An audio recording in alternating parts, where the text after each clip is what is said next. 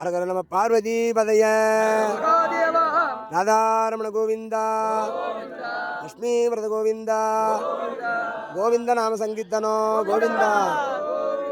நிகழும் விசுவாவசு வருடம் சிறப்புடைய நன்னாள் பங்குனி மாதம் 26ஆம் நாள் மகாபாரதம் தொடங்கி திருவண்ணாமலை மாவட்டம் சேத்துப்பட்டு வட்டம் சிறப்பு வாய்ந்த ராந்தம் கிராமத்திலே ஸ்ரீ திரௌபதி அம்மன் சமேத தர்மராஜா திருக்கோயிலே மகாபாரத அக்னி வசந்த விழா இந்த அளவிலே 9வது நாள். இன்று அம்மன் பிறப்பு யாக வேள்வியிலே சிறப்பான முறையிலே அம்மன் திருவதாரம் செய்தார்கள். அது நிறைவடைந்து இப்பொழுது அரக்கு மாளிகை என்கின்ற நிகழ்விற்கு இங்கு சிறப்பான முறையிலே இந்த அரக்கு மாளிகை அமைத்திருக்கிறார்கள்.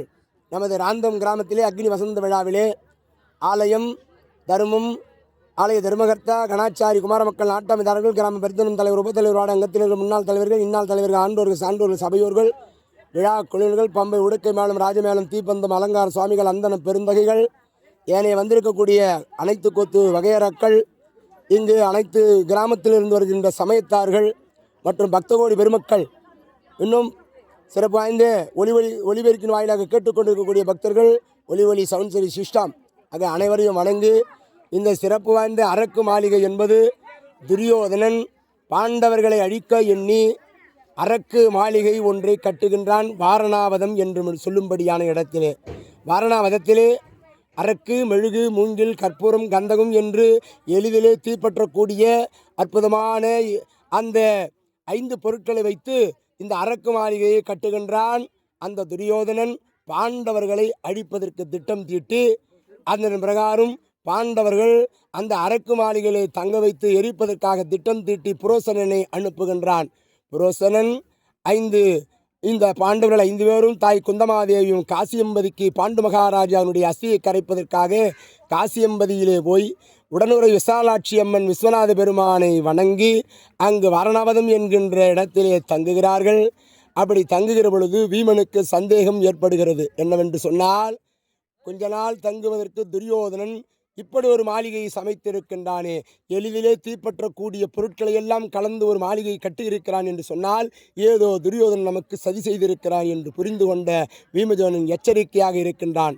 அதை உணர்ந்த பிறகுதான் இந்த அரக்கு மாளிகையிலே துரியோதனன் புரோசனிடத்திலே சொல்லி அனுப்புகின்றான். வருகின்ற அமாவாசை தினத்தன்று இந்த அரக்கு மாளிகையிலே பாண்டவர்களை வைத்து எரிக்க வேண்டும், அதற்கான ஏற்பாடுகள் எல்லாம் செய் புரோசனா என்று சொல்ல அங்கு வேடர்கள் தேன் கொண்டு வந்து கொடுக்கிறார்கள். அந்த வேடர்களுடைய தாயாரையும் இந்த வேடுவர்கள் 5 பேரையும் வீமன் ஒரு அறையிலே போட்டு பூட்டுகின்றான். பிறகு என்ன நடக்கிறது? அன்றெல்லாம் வேட்டைக்கு செல்கிறார்கள். பாண்டவர்களை புரோசனன் அந்த வாரணாவதத்தை சுற்றி காண்பிக்கின்றான். ரொம்ப களைப்படைந்த பாண்டவர்களை வந்து தங்க வைத்து உறங்கி கொண்டிருக்கிற நேரத்திலே அவர்களை நெருப்பு வைத்து கொளுத்த வேண்டும் என்று முடிவு செய்தான் புரோசனன். அப்படியே நடக்கிறது. அதற்கான வேலைகளை பார்த்து அந்த அற்புதமான முறையில் வேட்டையாடி கொண்டு அரக்கு மாளிகையை வந்து தங்க வைக்கின்றான். அப்படி தங்கி இருக்கிற பொழுது எல்லோரும் உறங்கிவிட்டார்கள். அந்த பீமசேனனும் புரோசனனும் உறங்கவில்லை. அதன் காரணமாக புரோசனன் சில கதைகளை சொல்லுகின்றான். பீமன் உறங்குவான் என்று எதிர்பார்த்து கொண்டு, பீமனும் புரோசனன் எப்பொழுது உறங்குவான் என்று அவனும் எதிர்பார்த்து கொண்டிருக்கின்றான். இப்படி நடந்து கொண்டிருக்கிற நேரத்திலே புரோசனன் கதை சொன்னவன் உடனே அவன் சொல்லிக்கொண்டே உறங்கிவிட்டான். பார்த்தான் பீமசேனன். தலைமை சபதி சொன்னானே, இந்த அரக்கு மாளிகையிலே 8 தூண்கள் இருக்கிறது. மத்தியிலே பகவான் முத்திரை பதித்த ஒரு தூண் இருக்கிறது. அந்த தூணை எட்டி வதைத்தால் இடும்பாவன வரைக்கும் அங்கு சுரங்கம் இருக்கிறது. இந்த அரக்கு மாளிகைக்கு நாமே தீ வைக்க வேண்டும்.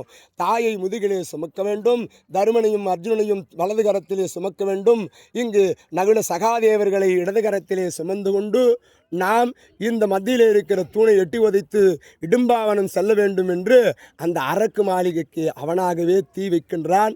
அந்த காட்சி இப்பொழுது பீமன் கரத்திலே கற்பூரம் ஏற்றி வைத்து தேங்காய் உடைக்க வேண்டும். ஒரு விருத்தம் சொல்லு.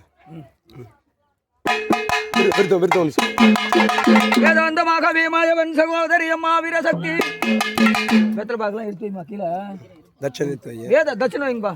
வேதாந்தமாகவே மாயவன் சகோதரி அம்மா வீரசக்தி உன் பாதார விந்தத்தை பல நாளும் யான் மறவே நம்மாம் மாதா பிதா குருதேவி மற்றொரு தெய்வத்தை வணங்கினான் ஆயார் உனக்கல்லவோ ஐவர் மலர்கொடி சிவசம்பவி வடர்ககிளி குங்கும சுந்தனரி மதுரூப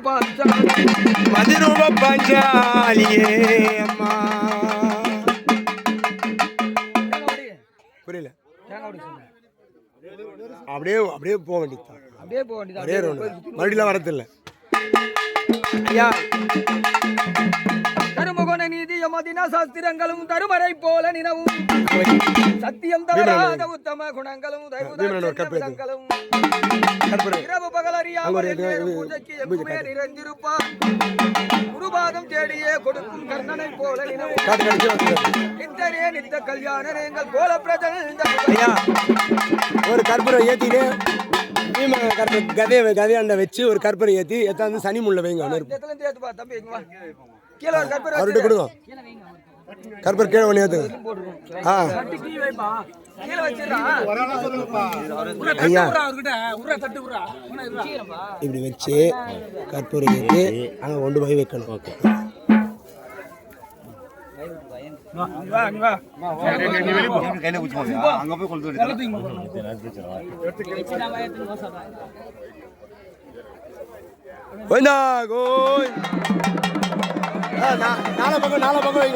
நாலு பக்கம் வைங்க. ஐயா 4 பக்கம் கருப்பு ஏற்றுங்க. 4 பக்கம் கருப்பு ஏற்றுங்க. 4 பக்கம் கருப்பு ஏற்றி மேலே வைக்கணும். மேலே சுற்றி வச்சுட்டு 4 பக்கம் வைக்கணும். 2 பேர் அந்த பக்கம் வாங்க.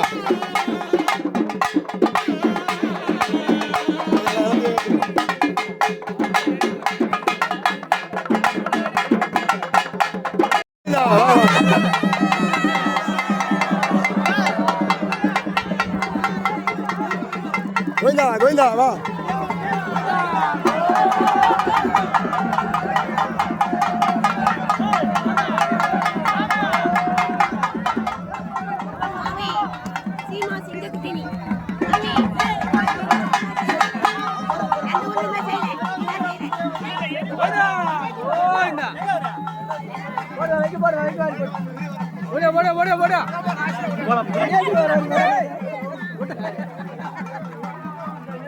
கோவிந்தா கோவிந்தா.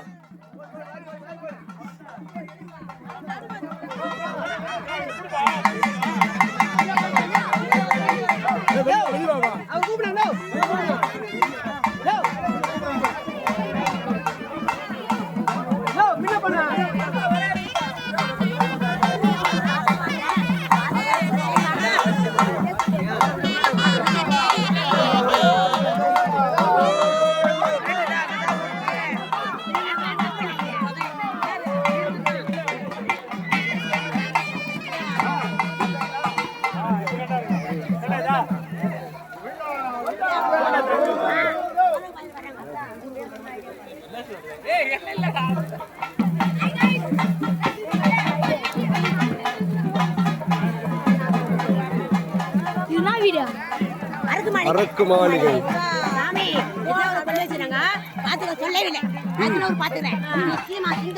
சரி.